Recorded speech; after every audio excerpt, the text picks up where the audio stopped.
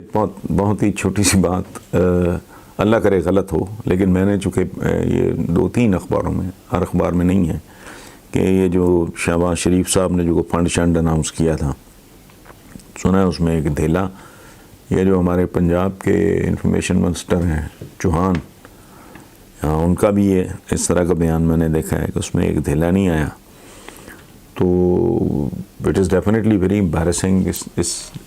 یہ انڈیکیٹ کرتی ہے بات کہ کریڈیبلٹی ان کی ساکھ بہت بری طرح ایروڈ ہو چکی ہے، ہو رہی ہے. تو وہی اپنا بھرم رکھنے کے لیے کو اپنی ذاتی جیب سے تو آپ کرو، اور بتھیرے لوگوں کے ساتھ مل کے آپ نے بہت سارے کام کیے ہیں زندگی میں، اس میں بہت سارا پیسہ بھی انوالوڈ رہا ہے. تو انہیں کہیں کہ کچھ اپنی عزت رکھنے کے لیے کو آپ کا بھرم، سیاسی بھرم کی میں بات کر رہا ہوں، اور بھرم کیا رہنا ہے وہ کر کے اس میں کوئی اگر اناؤنس کیا ہی ہے تو اپنی جیب ذرا ڈھیلی کریں، کوئی بات نہیں. یہ آج کل تو ایسا بندہ جن کے اوپر بڑی بڑی تہمتیں ہیں، وہ بھی بڑا انیشیٹو لے رہے ہیں.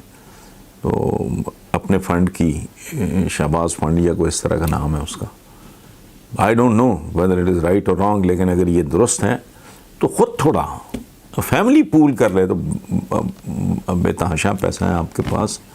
میرا خیال ہے کہ پاکستان جتنا پیٹرول امپورٹ کرتا ہے مہینے میں، وہ سارا بھی اگر لگا دیا جائے تو آپ کے ڈالر ختم ہونے میں نہیں آئیں گے، جلیں گے نہیں اتنی آسانی سے.